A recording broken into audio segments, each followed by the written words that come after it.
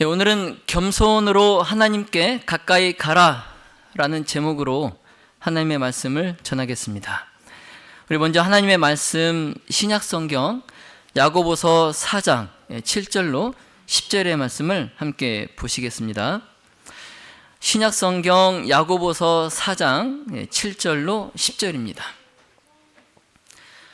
그런즉 너희는 하나님께 순복할지어다. 마귀를 대적하라. 그리하면 너희를 피하리라. 하나님을 가까이 하라. 그리하면 너희를 가까이 하시리라. 죄인들아 손을 깨끗이 하라. 두 마음을 품은 자들아 마음을 성결케 하라. 슬퍼하며 애통하며 울지어다. 너희 웃음을 애통으로 너희 즐거움을 근심으로 바꿀지어다. 주 앞에서 낮추라. 그리하면 주께서 너희를 높이시리라. 아멘.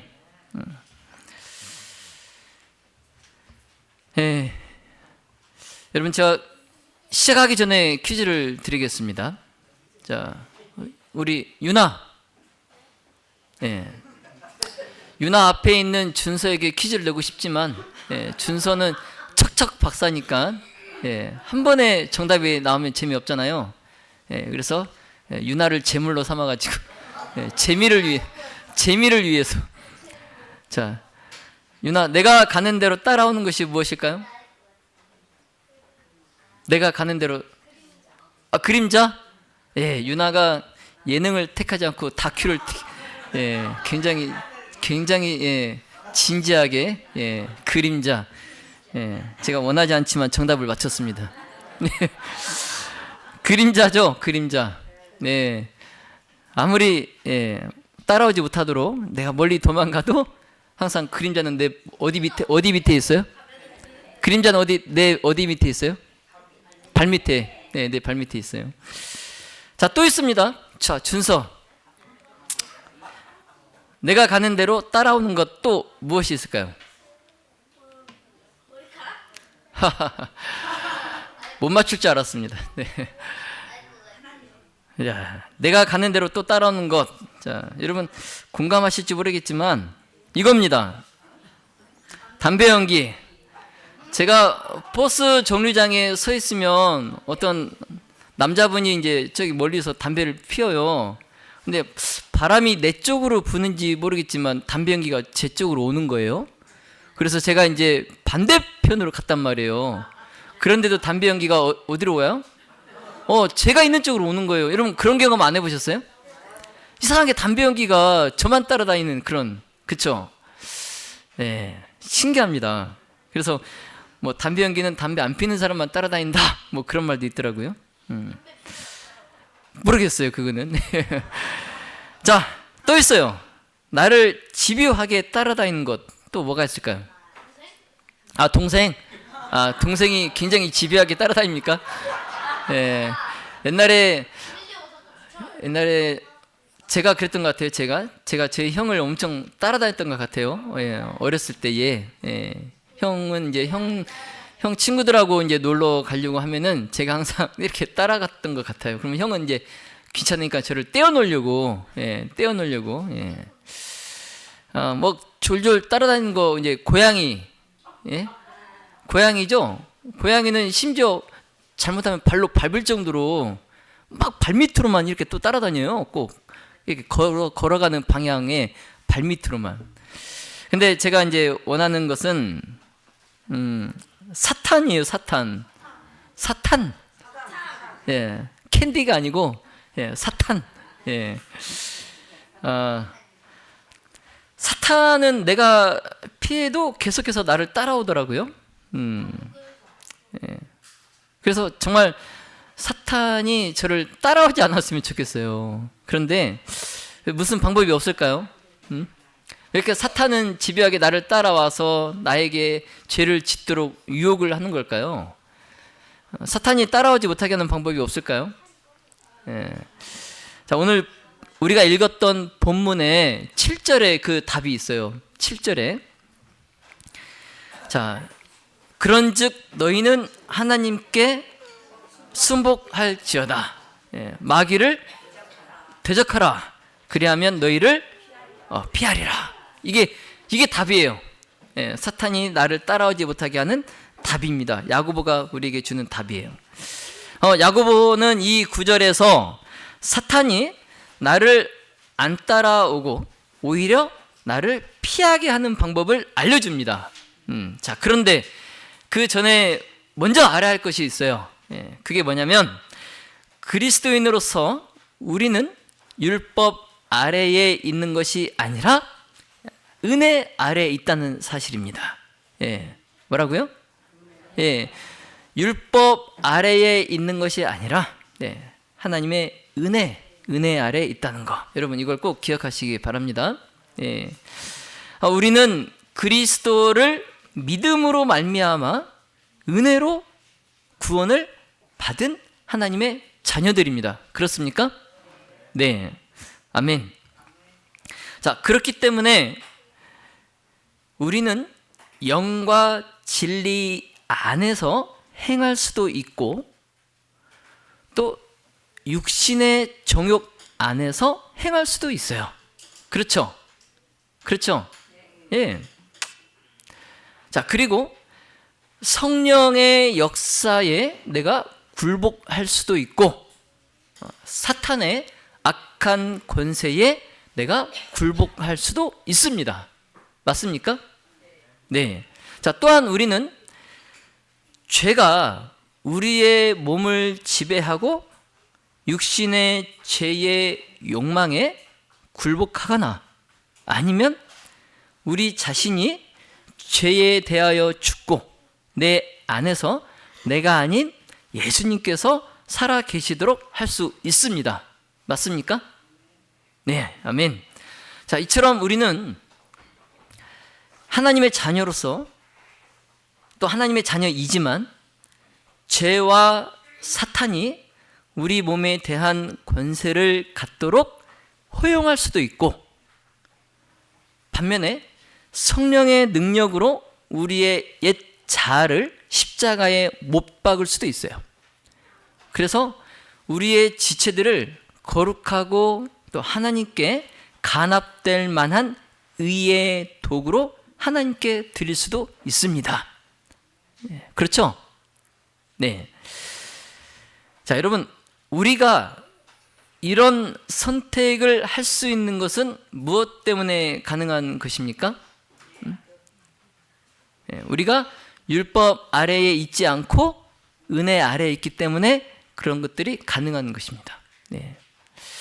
자, 여러분 이미 경험을 해 보셔서 아시겠지만 죄가 우리의 선택을 지배하고 악한 행동에 영향을 미치도록 내가 내버려 둘 때마다 우리는 어떻게 되던가요? 네? 죄가 내 생각을, 내 선택을 지배하고 악한 행동에 내가 내버려 둘 때마다 난 어떻게 될까요? 내가 어떻게 되었습니까? 여러분 한번 경험을 얘기해 보세요. 여러분의 경험. 예? 그렇게 하면 내가 죄의 아래에 사탄의 권세 아래에 내 자신을 두게 되면은 다시 나는 하나님의 자녀였지만 사탄의 영향력 아래에 놓이게 됩니다. 사탄의 영향력 아래에 놓이게 돼요. 왜 그렇습니까? 왜? 자, 우리는 영적인 그리스도인이라고 우리가 공언을 합니다. 사람들에게 나는 영적인 그리스도인이에요. 이렇게 공언을 합니다. 자, 그렇지만 실제로는 영과 진리로 하나님의 영광을 위하여 살지 않아요. 네. 대신에 육신의 정욕을 행하는 육적인 그리스도인처럼 살아갑니다. 내가 다른 사람들에게 말은 어떻다 한다고요? 나는 어떤 사람이다 말한다고요? 나는 영적인 그리스도인입니다. 이렇게 말은 하지만 실제 내가 살아가는 것은 어떻게 살아간다고요? 영적이 아니라 육적인 그리스도인처럼 살아간다는 거죠. 그래서 육체의 정욕과 안목의 정욕과 이 이생의 교만에 내가 굴복하여서 사탄의 유혹에 넘어가기 때문에 내가 사탄의 영향력 아래에 놓이게 되는 거예요. 여러분, 야고보가 그런 저와 여러분에게 하나님의 은혜로운 지혜와 또 세상의 어리석은 지혜를 서로 대조하면서 그리스도인들에게 육신의 생각이 아니라 영적인 생각을 가지라 이렇게 명령합니다. 어떤 생각을 가지라고요? 육적인 생각이 아니라 영적인 생각을 가지라. 자, 그러면서 야고보는 한 가지 중요한 권면을 우리에게 줍니다. 자, 그게 뭐예요? 자, 같이 읽어볼까요? 자, 마귀를 대적하라. 그리하면 너희를 피하리라. 참 중요한 권면이에요. 자, 야고보는 우리에게 원수의 유혹을 이기기 위해서 마귀를 대적하고 유혹을 대적하고 죄와 악을 대적하라라고 권면합니다. 자, 그러므로 우리는 이제 유혹이 우리 마음의 문을 이렇게 두드릴 때 단호하게 아니요 라고 말해야 됩니다. 여러분, 한번 대답을 해볼까요? 자, 사탄이 유혹으로 우리의 마음의 문을 이렇게 두드렸어요. 자, 이러면 뭐라고 해야 돼요? 아니요. 아니요. 자, 믿음의 모든 가족 여러분, 우리는 그 죄악된 유혹을 물리치고 또 육적인 욕망을 물리쳐야 됩니다. 여러분, 사람의 욕심은 끝이 있어요, 없어요? 끝이 없어요. 사람의 욕심은 끝이 없어요. 자, 우리는 그러한 육신의 공상을 거부하고 또 우리의 간증을 불신하게 하고 또 우리 하나님을 욕되게 하는 수많은 죄악된 행위로 우리를 깨어내려는 그런 마귀와 그런 모든 사악한 계략에 우리가 저항해야 돼요. 저항해야 됩니다. 우리가 만약 그렇게 사탄을, 마귀를 대적한다면 사탄은 우리를 뭐 할 것이다? 우리를 피할 것이다. 참, 바라기는 성령의 능력으로 우리 몸을 다스리게 하셔서 우리 지체들을 의의 도구로서 하나님께 드리고 율법 아래 있지 않고 은혜 아래 있음을 언제나 잊지 않으시고 또 하나님을 기쁘시게 하시는 우리 모든 가족들이 다 되시기를 예수님의 이름으로 기도합니다. 자, 이제 8절에 보시면 하나님을 가까이 하라. 자, 아까 마귀를 뭐 하라 그랬어요? 마귀를 대적하라. 그러니 하나님은 가까이 하라. 자, 그리하면 너희를 가까이 하시리라. 자, 죄인들아, 손을 깨끗이 하라. 두 마음을 품은 자들아, 마음을 성결케 하라. 아멘. 자, 그리스도인들은 믿음으로 그리스도와 영원히 연합되어 있습니다. 그렇죠? 믿음으로 그리스도와 영원히 연합되어 있어요. 자, 따라서 우리는 하나님의 자녀가 되고 거듭날 때에 그리스도 안에 속하게 됩니다.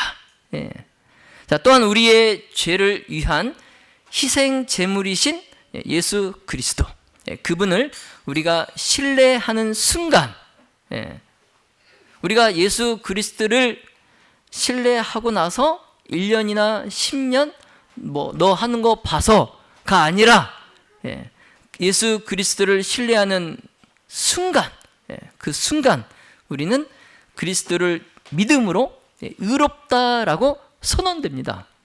이게 뭐예요? 두 글자로 칭으로 시작하고 의로 끝납니다. 칭의. 칭의. 이 칭의는 전혀 의롭지 않은 사람을 뭐하다 하는 거예요? 의롭다라고 해주는 거예요. 근데 그것이 예수 그리스도를 나의 구주로 믿는 순간, 그 순간에 우리를 의롭다라고 하신다는 거죠. 그래서 우리가 일단 구원을 받으면 그 어떤 것도 우리를 구속받은 상태에서 떼어낼 수 없어요. 예. 우리가 일단 예수 그리스도를 믿고 구원을 받으면 우리를 그 구속받은 상태에서 어떤 것도 우리를 떼어낼 수 없어요. 우리가 그리스도와 연합이 되었어요. 믿음으로. 자, 우리 그 연합된 그리스도와 연합된 상태를 어떤 것도 떼어낼 수 없어요. 자, 그런데 그 그리스도와 연합된 상태, 우리의 구속받은 상태를 떼어낼 수 있는 게 딱 하나가 있어요. 그게 뭘까요? 아니고요. 아니고 뭘까요, 그게? 자, 한 글자입니다. 한 글자. 야, 어떻게 하셨어요? 죄. 예. 우리를 하나님의 약속에서 그 약속에서 취소할 수 있는 것 한 가지가 죄예요. 죄. 예. 이 죄는 하나님과 우리의 관계를 깨트릴 수 있는 장벽입니다. 장벽. 예. 자, 그러므로 하나님의 자녀가 죄를 지으면 하나님 아버지와의 교제가 깨어져요. 깨집니다. 자, 그렇지만 하나님은 신실하시고 공의로우셔서 우리가 죄를 짓더라도 우리의 죄를 자백하면 우리의 죄를 사하시고 모든 불의에서 깨끗하게 하십니다. 자, 우리 김영신 성도님, 사회법에서도 자수하면 뭔가 좀 이득이 있나요? 그렇죠. 자수하면. 사회에서도 그러는데 우리 하나님께서 죄인이 하나님 앞에 자신의 죄를 자백하면, 자복하고 회개하면 하나님께서는 그 죄인을 용서해 주십니다. 그래서 사도 요한이 우리가 아버지께 죄를 고백하면, 하나님과의 교제가 다시 이루어질 것이다 라고 말씀했어요. 자, 마찬가지로 야고보도 우리가 죄의 결과로 하나님으로부터 분리되었다면, 죄로 인하여 하나님으로부터 분리되었다면 더 그럴수록 우리는 하나님께 가까이 가야 된다라고 말씀합니다. 우리가 죄를 지으면 지을수록 더 우리가 어떻게 해야 된다고 하나님께 가까이 가야 돼요. 가까이. 왜냐하면 우리가 하나님을 가까이 하면 하나님께서 어떻게 하신다고 했어요? 우리가 하나님을 가까이 하면 하나님께서 우리 어떻게 한다고? 우리에게 가까이 오신다 약속하셨잖아요. 그렇죠? 자, 그러면 우리는 하나님께 가까이 나아가고 또 그분 안에 거하고 또 그분과의 교제로 돌아가고 또 기도하는 마음으로 그분과 함께 하기 위해서 우리가 할 수 있는 모든 것을 다 해야 돼요. 하나님과 함께 하기 위해서 우리가 할 수 있는 건 다 해야 됩니다.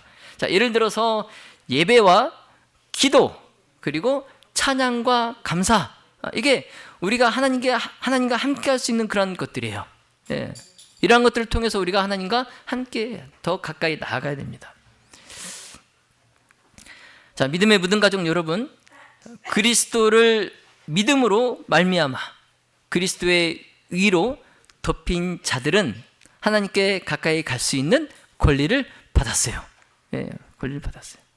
자, 그러므로 우리의 마음이 하나님 앞에서 정결하게 되고 또 우리의 삶이 하나님께 봉헌되고 우리의 양심이 씻기고 또 우리의 죄를 고백하고 또 우리의 마음이 믿음의 창시자요 또 온전케 하시는 예수 그리스도를 바라보면서 또 세상으로부터 우리 자신을 분리하면 우리가 하나님께 가까이 나아갈 수 있습니다.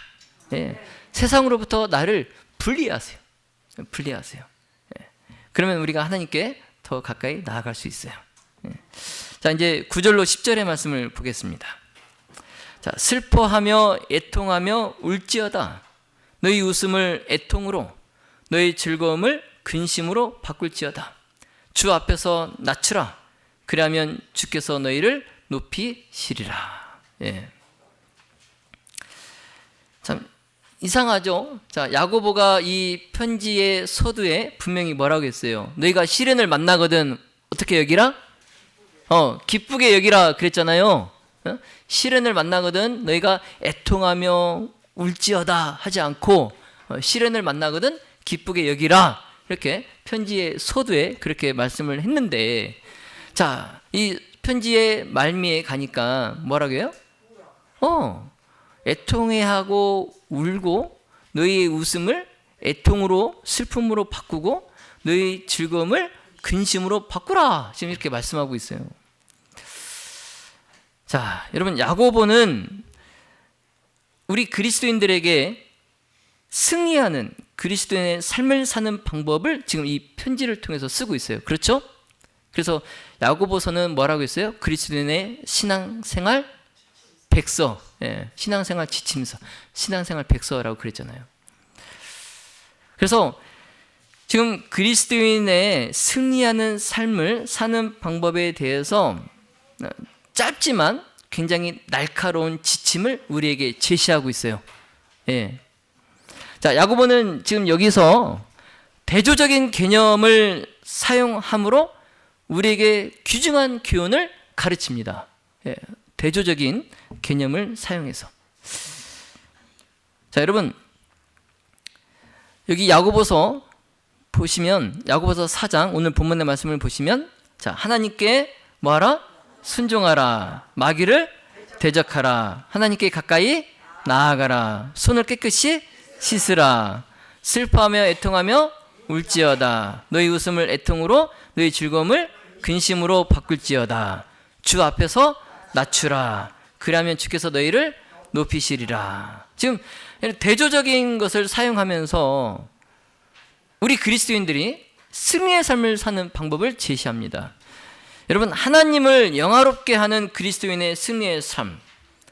자, 이것은 이 본문의 전반부의 처음 저 5가지 영적 지시를 우리가 행할 때 승리하는 삶이 만들어집니다. 저 전반부의 5가지의 영적 지시를 우리가 행할 때 우리는 그리스도인의 승리하는 삶을 살 수 있어요. 그리고 여기 후반부 이 9절에서 야고보가 명령하는 5가지, 이것도 마찬가지로 이것을 행할 때에 그리스도인의 승리의 삶이 만들어집니다.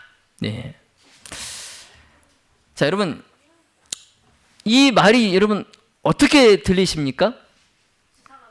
이상하게 들리죠? 진짜 이상하게 들리죠? 그렇죠? 얼핏 보기에 비참해지고 울라는 야고보의 말, 이 말이 우리가 물질적인 영역이 아닌 영적인 영역에서 승리하는 삶을 다루고 있다는 것, 이것을 우리가 깨닫기 전에는 정말 이상한 명령처럼 보일 거예요. 우리가 이 영적인 영역에서 승리하는 삶을 다루고 있다, 이 사실을 우리가 이해하기 전에는 이 말은 정말 이상한 말처럼 보여요. 자, 그러나 야고보의 이 말의 의미, 그 의미를 깨닫고 나면 이 말이 이해가 됩니다. 자, 그리스도인이 하나님을 가까이 하고 또 하나님과 교제하려면 모든 악을 떠나고 하나님을 욕되게 하는 것들을 증오하고 또 악행의 재앙을 증오해야 됩니다. 그래야 하나님을 가까이 하고 하나님과 교제할 수 있어요. 한마디로 죄에 대해서 애통해야 합니다. 죄에 대해서 뭐 하라고요? 애통하라고요. 죄에 대해서. 우리는 절대로 죄를 합리화해서는 안 됩니다. 우리가 죄를 짓고 나서 하나님께 그 죄를 자백하지 않고 내가 지은 그 죄를 자꾸만 내 입장에서 합리화하다 보면은 아까 우리 임준호 씨님 말씀하신 것처럼 끝이 없어요. 끝이 없어요. 그래서 절대로 우리는 죄를 합리화해서는 안 돼요. 죄를 애통해 해야 됩니다. 나의 삶과 또 다른 사람들의 삶에서 이 죄가 가져다주는 그 파괴적인 그 본성, 그것을 우리는 진짜 애통해야 돼, 슬퍼해야 돼요. 자, 예수님께서 산상수훈 팔복에서 뭐라고 말씀하셨어요? 자, 애통하는 자는 복이 있나니 저희가 위로를 받을 것임이요, 말씀하셨잖아요. 애통하는 자는 복이 있나니 저희가 위로를 받을 것이니요. 자, 이 말씀은 즉 자신의 죄와 그 죄가 초래하는 악에 대해서 뭐 하라는 거예요? 애통하라는 거예요. 슬퍼하라는 거예요. 그래서 그 죄에 대해서 슬퍼하고 우는 사람들은 뭘 받을 것이다? 복을 받을 것이다, 그 말씀이에요. 복을 받을 것이다. 왜냐하면 하나님의 뜻대로 하는 근심, 하나님의 뜻대로 살고자 하는 사람들이 갖는 근심, 자, 그것은 구원으로 인도하는 회개를 낳기 때문에 그렇습니다. 뭐 한다고요? 회개를 낳게 해줘요.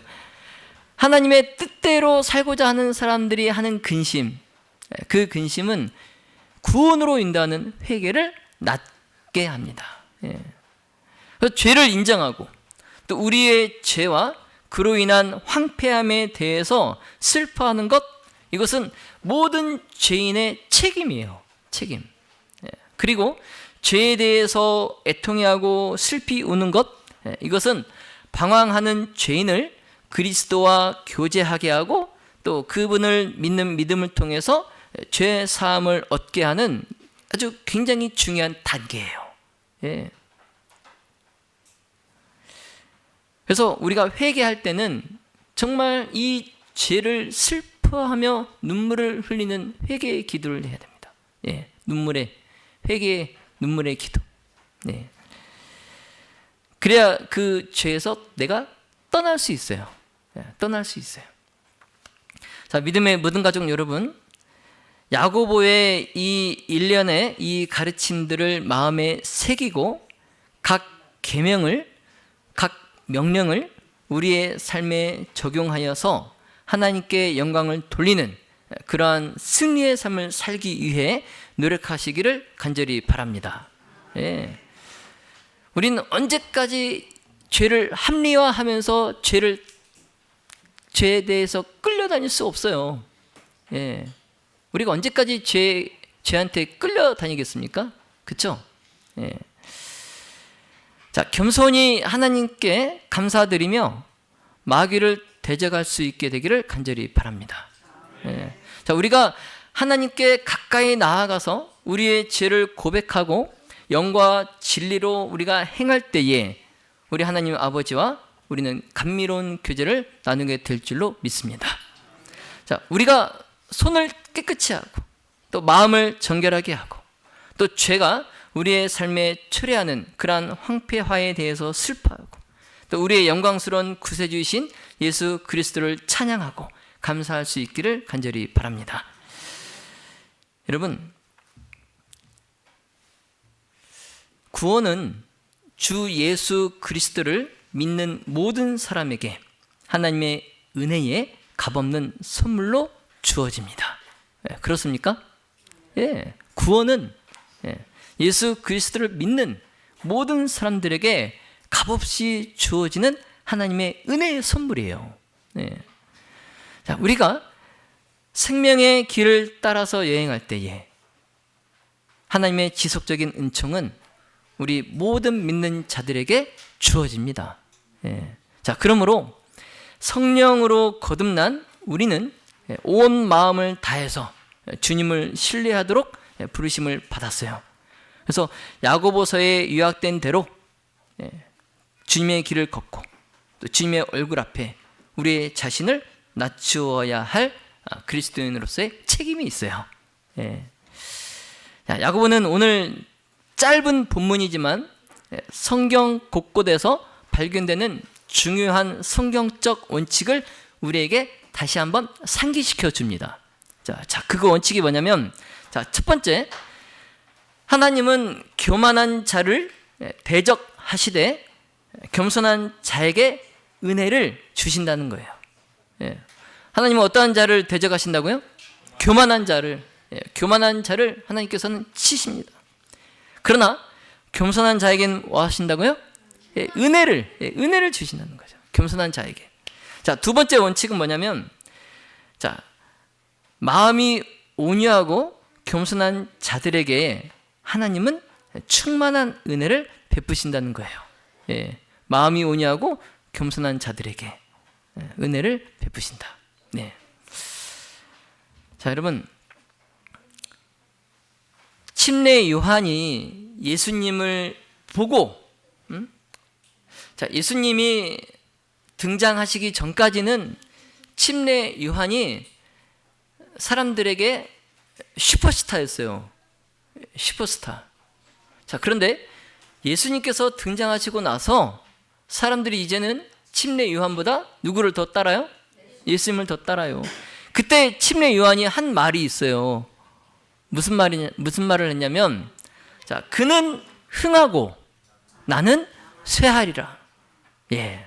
여러분 이렇게 말할 수 있겠어요? 이렇게 말할 수 있겠어요? 야. 야. 제가 학교에 있을 때에 어떤 선생님이 정말 우리 교인 자녀들을 생각해서, 우리 교인 자녀들이 일반 전형 자녀들에 비해서 많이 뒤처져요. 실력이. 네, 그래서 이게 너무 안타까운 거예요. 그래서 그 선생님이 예수의 마음으로 방과 후에, 일과가 다 끝나고 저녁 시간에 교실로 우리 교인 자녀들, 그들을 자기 교실로 불러서 따로 공부를 가르쳤어요. 여러분, 이게 박수 받을 일이에요? 비난 받을 일이에요? 박수 받을 일이죠. 그런데 그게 얼마 못 가서 못하게 됐어요. 더 이상. 누가 반대했을까요? 같은 동료 교사, 같은 과목의 동료 교사가. 왜냐하면 그 선생님 때문에 미필적 고의라고 해야 되나? 예. 본의 아니게 자기만 나쁜 사람이 되는 거잖아요. 예.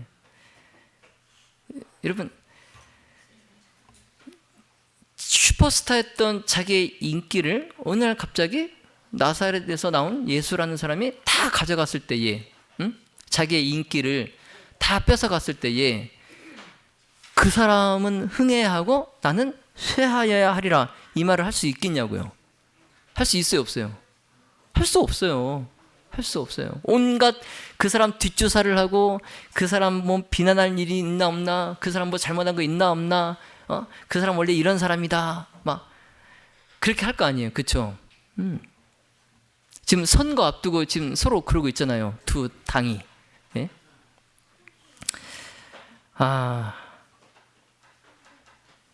정치 얘기를 하면 안 되니까. 뭐 뉴스 보시면 여러분 아실 거예요. 뭐 서로 지금 싸우고 있잖아요, 지금. 예, 두 글자 후보하고. 예. 예, 하여튼 침례 요한이 예수님에 대해서 예수님은 흥하여야 되고 나는 이제 쇠하여야 하리라, 이렇게 말을 했을 때에 예수님께서 그의 겸손을 보셨어요. 침례 요한의 겸손을 예수님께서 보셨습니다. 자, 마찬가지로 우리 모두는 야고보의 우리가 주 앞에서 겸손하면, 이 말, 주 앞에서 우리가 겸손하면 그가 우리를 높이시고 높이시리라, 이 말, 이 야고보의 조건부 지시를 우리가 기꺼이 수행할 때에 하나님께서 우리를 높이실 줄로 믿습니다. 네. 자, 이제 말씀을 정리하겠습니다. 자, 야고보는 그의 편지서 4장에서 하나님께 영광을 돌리는 그리스도인의 겸손한 삶을 사는 것에 대해서 몇 가지 기준을 제시했어요. 그래서 우리가 이제는 더 이상 사탄의 권세 아래 있지 않고, 율법 아래 있지 않고 은혜 아래 있는 하나님의 자녀임을 여러분 잊지 마시기 바랍니다. 그래서 정말 이 첫 번째 지침처럼 세상과 육신과 마귀의 영향력을 물리치고 앞으로의 우리의 모든 날들을 온유함과 순결과 영성과 성실함으로 하나님의 찬양과 영광을 위하여 걸어갈 수 있기를 예수님의 이름으로 기도합니다. 자, 그리고 이 8절에서 우리의 마음을 하나님 앞에서 깨끗하게 하고 또 손을 깨끗이 하여서 하나님께 점점 더 가까이 나아갈 수 있도록 하나님을 향한 일편단심을 키워나가시기를 간절히 바랍니다. 자, 그리고 9절에서 여러분 죄에 대하여 애통하시기를 간절히 바랍니다. 죄를 합리화하지 말고 나의 삶과 또 다른 사람의 삶을 파멸로 몰고 가는 그 죄의 파괴적인 본성, 그 본성을 바로 보고 또 그것에 대해서 슬퍼하는 저와 여러분이 되기를 간절히 바랍니다. 자, 그리고 이제 10절에 야고보는 하나님의 자녀들이 당신의 은혜의 보좌 앞에 겸손해질 수 있는 기준을 아주 분명하게 제시해 주었어요. 그것은 뭐예요? 주 앞에서 내 자신을 낮추는 거예요. 자, 그러므로 우리가 하나님 앞에 기꺼이 겸손해질 준비가 되어 있으면 하나님께서 당신의 은혜 안에서 우리를 들어 올리시고 또 구원의 반석 위에 우리의 발을 올려 놓으실 줄로 믿습니다. 자, 믿음의 모든 가족 여러분, 야고보는 오늘 우리 각자에게 하나님 앞에서 의롭게 살라고 명령합니다. 자, 또한 그는 우리에게 하나님 앞에서 겸손하라고 명령합니다. 자, 겸손은 예수 그리스도 안에서 경건하게 사는 모든 삶에서 나타나야 할 성령의 열매예요.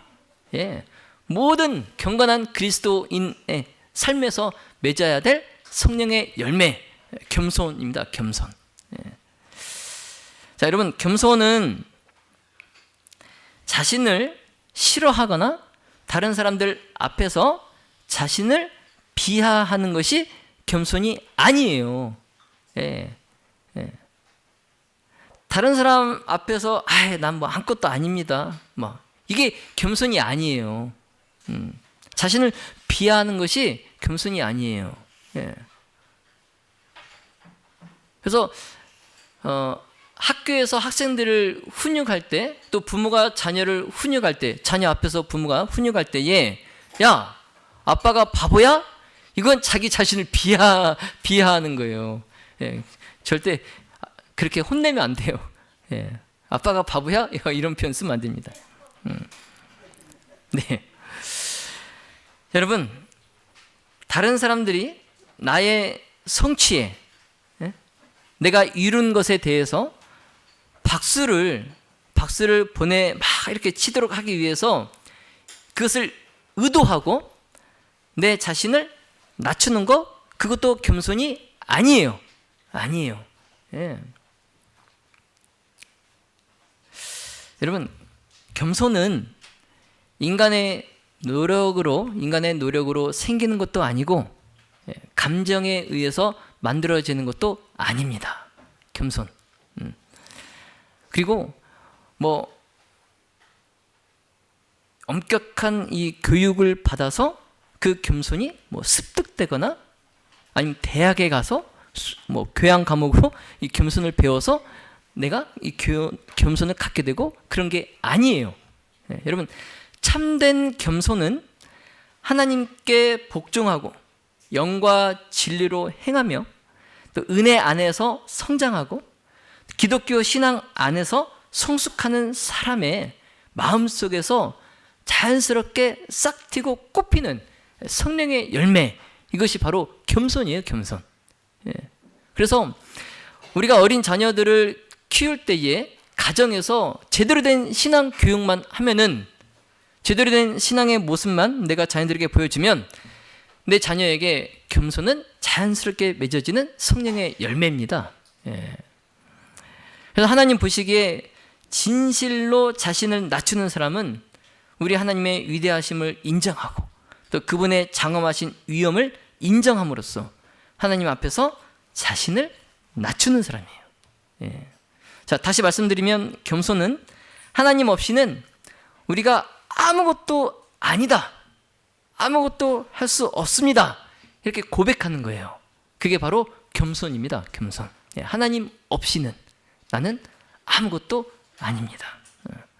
자, 마지막으로 겸손은 모든 일에서 하나님을 신뢰하고 또 그분의 권능과 궁극적인 영광을 위해서 우리가 행하도록 하나님이 준비하신 선한 일을 수행하기 위해서 그 하나님을 의지하는 거, 이게 바로 겸손이에요. 예. 자, 우리의 마음의 소망이 야고보가 이 구절에서 그토록 주의 깊게 제시한 정말 중요한 이 성경적 원리, 이런 것들을 적용하고 또 주님께서 그분의 모든 자녀들에게 요구하시는 그러한 방식으로 우리가 앞으로 살아가기를 간절히 바랍니다. 예. 자, 우리가 하나님께 순종하고 일편단심으로 그분께 가까이 나아가고 또 그분의 더 큰 영광을 위해서 하나님의 임재 안에서 우리 자신을 낮추시기를 간절히 바랍니다. 자, 하나님은 우리가 그분을 경배하기를 원하시지만 우리가 우리 방식대로 그것을 시도할 때, 우리 방식대로 하나님을 예배할 때에 우리는 하나님께 나아갈 수 없습니다. 우리는 우리의 방식이 아닌 우리의 죄를 먼저 인정하고 우리의 죄를 고백하고 우리 자신을 낮추어서 하나님께 나아갈 때에 우리가 진정으로 하나님께 예배하고 하나님은 그 예배를 받으십니다. 그래서 우리가 그렇게 하나님 앞에 겸손으로 나아감으로 하나님의 용서를 통해서 높임을 받는 우리 모든 가족들이 다 되시기를 예수님의 이름으로 축원하며 말씀을 마치겠습니다.